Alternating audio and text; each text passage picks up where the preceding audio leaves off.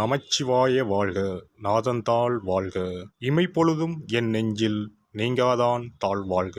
வாழ்க வளமுடன். அனைவருக்கும் இனிய வணக்கங்கள். நிகழும் ஸ்ரீ மங்களகரமான குரோதி ஆண்டு மார்கழி மாதம் 17ஆம் தேதி புதன்கிழமை அன்று தனுசு ராசி உத்திராடம் நட்சத்திரத்தில் கன்யா லக்கணத்தில் இந்த மகத்தான ஆங்கில புத்தாண்டு பிறக்கிறது. இந்த வருட ஆரம்பத்தில் கிரக நிலைகள் என பார்த்தால் குரு பகவான் ரிஷபராசியில் வக்ர நிலையில் சஞ்சாரம் செய்கின்றார். கடகராசியில் செவ்வாய் பகவான் வக்ரம் மற்றும் நீச நிலையில் சஞ்சாரம் செய்கின்றார். கன்னி ராசியில் கேது பகவானின் சஞ்சாரமும், விருச்சிக ராசியில் புதன் பகவானின் சஞ்சாரமும், தனுசு ராசியில் சூரியன் மற்றும் சந்திர பகவானின் இணைவும் இருக்கும். கும்பராசியில் சுக்கிரன் மற்றும் சனி பகவானின் சஞ்சாரம் இணைந்திருக்கும். அடுத்ததாக மீனராசியில் ராகு பகவானின் சஞ்சாரம் இருக்கும். இவ்வித கிரக நிலைகளை கொண்டு இந்த 2025ஆம் வருடம் ஆரம்பமாகிறது. இந்த புத்தாண்டில் சனி பெயர்ச்சி, குரு பெயர்ச்சி, ராகு கேது பெயர்ச்சி என முக்கிய கிரகங்களின் பெயர்ச்சிகள் நடைபெற உள்ளது. இதன் காரணமாக சில ராசிக்காரர்களுக்கு குடும்பம், வேலை, தொழில் என அனைத்து விதத்திலும் முன்னேற்றம் ஏற்பட வாய்ப்புள்ளது. பிப்ரவரி 4ஆம் தேதி குரு பகவான் ரிஷபராசியில் வக்ர நிவர்த்தி அடைகிறார். மார்ச் 29ஆம் தேதி சனி பெயர்ச்சி நடைபெற உள்ளது. சனி பகவான் கும்பராசியில் இருந்து மீனராசிக்கு இடப்பெயர்ச்சி ஆகின்றார். மே மாதம் 14ஆம் தேதி குரு பகவான் ரிஷபராசியில் இருந்து மிதுன ராசிக்கு இடப்பெயர்ச்சி ஆகின்றார். மே மாதம் 18ஆம் தேதி ராகு கேது பெயர்ச்சி நடைபெறும்.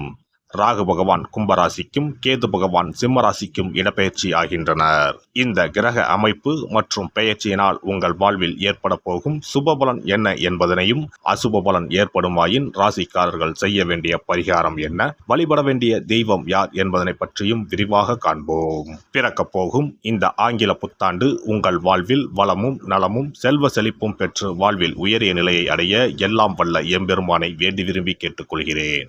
மேசராசி அன்பர்களே, உங்கள் ராசிக்கு 12ஆம் வீடான மறைவு ஸ்தானத்தில் ராகுவும் 6ஆம் வீடான ருண ரோக ஸ்தானத்தில் கேதுவும் பயணம் செய்வது சிறப்பு.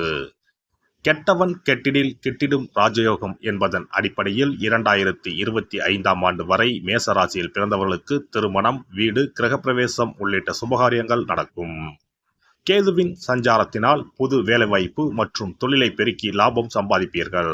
2025ஆம் ஆண்டில் உங்களுக்கு கோடீஸ்வர யோகமும் குபேர யோகமும் தேடி வரப்போகிறது. காரணம், லாபஸ்தானத்திற்கு வரப்போகும் ராகு அத்தனையும் அள்ளித்தரப்போகிறார். ஏற்கனவே லாபசனி கொடுத்த கோடீஸ்வர யோகத்தை லாபராகு வந்து தக்க வைப்பார். 2027ஆம் ஆண்டு வரைக்கும் மேசராசிக்காரர்களை அசைக்க முடியாது. கொடுக்கிற ராகு கூரை பிய்த்து கொண்டுதான் கொடுப்பார். திட்டமிட்ட காரியங்களை திட்டமிட்டபடியே முடித்து விடுவீர்கள். மனதளவில் இருந்து வந்த சங்கடங்கள் விலகும். சிலர் புதிய வீட்டில் குடியேறுவர். செய்யும் முயற்சிகளில் எண்ணிய முடிவுகள் கிடைக்கும். வியாபாரத்தில் எதிர்பார்த்த லாபம் உண்டாகும். குடும்பத்தில் இருந்து வந்த கருத்து வேறுபாடுகள் மறையும். எதிர்மறையான எண்ணங்களை தவிர்ப்பது மனதிற்கு அமைதியை கொடுக்கும். விட்டு கொடுத்து செல்வதன் மூலம் நன்மை உண்டாகும். மறைமுக எதிரிகளை இனம் கண்டு விலக்குவீர்கள். சமூக பணிகளில் மதிப்புகள் உயரும். தேவைக்கேற்ப வருமானம் வந்தாலும் செலவுகளில் சற்று கவனம் வேண்டும். அரசு வழியில் ஆதாயம் கிடைக்கும். தனிப்பட்ட தேவைகளை பூர்த்தி செய்து கொள்வீர்கள். சேமிப்புகளை மேம்படுத்துவதற்கான வாய்ப்புகள் அமையும். வெளியூர், வெளிநாட்டிலிருந்து மனதிற்கு இனிமையான செய்திகள் கிடைக்கும். உணவு விஷயங்களில் சற்று கவனத்துடன் இருக்கவும். பூர்வீக சொத்தில் இருந்து வந்த பிரச்சனைகள் விலகும். வாழ்க்கை துணையுடனான புரிதல்கள் மேம்படும். நீர்ப்பாசன வசதிகளை அறிந்து மாற்று பயிர்களை பயிரிடவும். இழுபறியாக இருந்து வந்த வழக்குகள் முடிவுக்கு வரும். தடையாக செயல்பட்டவர்கள் விலகிச் செல்வார்கள். தொழில் போட்டிகளை வெற்றி கொள்வீர்கள். திறமைக்கு உண்டான மதிப்புகள் கிடைக்கும். உடல் ஆரோக்கியத்தை பொறுத்தவரை விரயங்கள் கட்டுப்பாட்டுக்குள் வரும். நேரம் தவறி உணவு உண்பதை தவிர்க்கவும். துரித வகை உணவுகளை குறைத்துக் கொள்ளவும். பெண்களை பொறுத்தவரை எதிலும் அவசரமின்றி செயல்படவும். வாழ்க்கை துணையுடன் இருந்து வந்த வேறுபாடுகள் விலகும். பொன் பொருட்கள் மீதான ஆர்வம் அதிகரிக்கும். சுபகாரிய செயல்களில் இருந்து வந்த தடைகள் விலகும். உடல் ஆரோக்கியத்தில் ஏற்ற இறக்கமான சூழல் உண்டாகும். சுய தொழிலில் இருப்பவர்களுக்கு முன்னேற்றமான சூழல் உண்டாகும். மாணவர்களை பொறுத்தவரை படிப்பில் முன்னேற்றம் உண்டாகும். மேல்நிலை கல்வியில் கவனம் வேண்டும். நீண்ட நேரம் கண் விழிப்பதை தவிர்க்கவும். தகவல் தொடர்பு சாதனங்களை தேவைகள் அறிந்து பயன்படுத்தவும். வெளிநாட்டு கல்வி வாய்ப்புகளில் இருந்து வந்த தடை தாமதம் மறையும். உயர்கல்வி குறித்த எண்ணம் நிறைவேறும். விருப்பமான துறைகளில் படிக்க வாய்ப்புகள் கிடைக்கும். வெளி விளையாட்டிலும் ஈடுபட்டு வெற்றி அடைவீர்கள். பணிபுரிவோருக்கு உத்தியோக பணிகளில் இருந்து வந்த நெருக்கடிகள் மறையும்.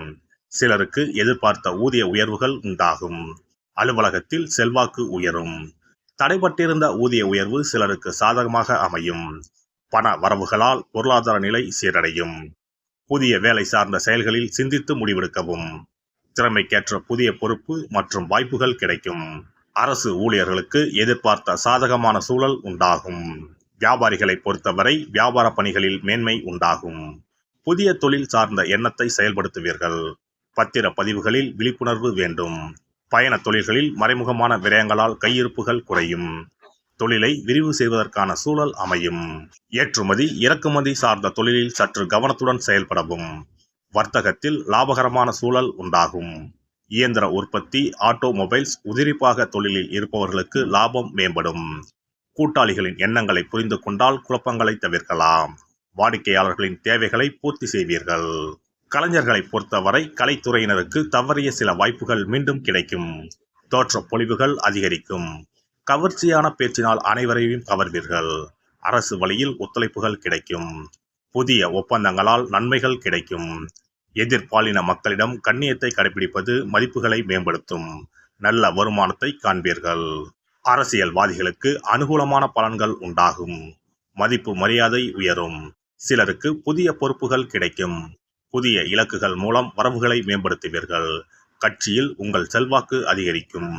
கனிவான பேச்சுக்கள் நம்பிக்கையையும் நன்மதிப்பையும் மேம்படுத்தும். கட்சி மேலிடத்தில் பாராட்டுகள் கிடைக்கும். தொண்டர்களின் ஆதரவு எதிர்பார்த்த அளவு கிடைக்கும். திருச்செந்தூரில் வீற்றிருக்கும் முருகனை வழிபட மனதளவில் இருந்து வந்த சஞ்சலங்களும் ஆரோக்கியம் தொடர்பான பிரச்சனைகளும் குறையும். சிறப்பு தொகுப்பு. 2025ஆம் ஆண்டு சிறப்பாக அமைய புத்தாண்டு அன்று இதை மட்டும் செய்தால் போதும். 2025ஆம் ஆண்டு புத்தாண்டை வரவேற்க அனைவரும் ஆவலாக காத்திருக்கிறோம். ஆனால் அதற்கு முன்பு 2024ஆம் ஆண்டிற்கு நன்றி சொல்லி விடை கொடுப்பதும் மிகவும் முக்கியமானதாகும்.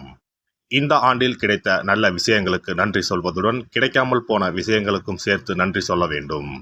இதனால் பிறக்கப் போகும் புதிய ஆண்டில் அவைகள் இன்னும் சிறப்பாக நமக்கு நடப்பதற்கு வழிவகுக்கும். 2025ஆம் ஆண்டிற்கான காலண்டர் வாங்குவதற்கு முன் அதில் வேறு எந்த நிறுவனத்தின் பெயரோ எதுவும் இல்லாததாக பார்த்து வாங்கி வீட்டில் வைக்க வேண்டும். குறிப்பாக மகாலட்சுமி, வராகி அம்மன் படத்துடன் இருக்கும் காலண்டரை வாங்கி வீட்டில் வைப்பது நல்லது.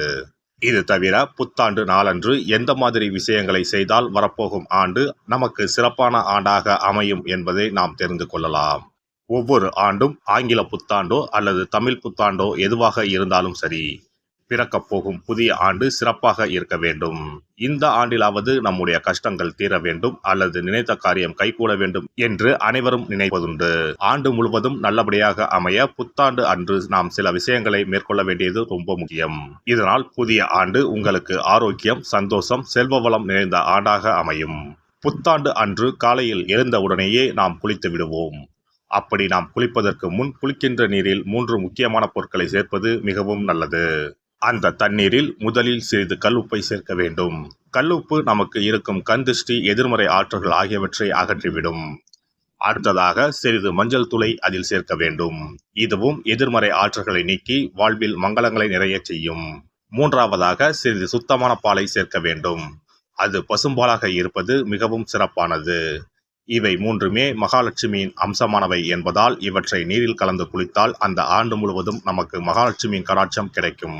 அடுத்ததாக புத்தாண்டு அன்று காலையில் வீட்டின் வாசலில் சிறிதளவு மஞ்சள் தடவி அதன் மீது அரிசி மாவில் கோலமிட வேண்டும். அதன் மீது ஒரு அகலில் மஞ்சள் நிற திரியிட்டு நெய் விட்டு தீபம் ஏற்ற வேண்டும்.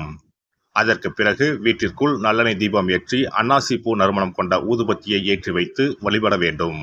இந்த ஆண்டில் வராகி அம்மனை வழிபடுவது சிறப்பானது. இதனால் வெற்றிகளும் மகிழ்ச்சிகளும் கூடும். அதேபோல் புத்தாண்டு அன்று இரவு 9 மணிக்குள் சில முக்கியமான பொருட்களை வீட்டின் பூஜை அறையில் வாங்கி வைத்து வழிபடுவதால் வீட்டின் பொருளாதாரத்தை அதிகரிக்க செய்யும்.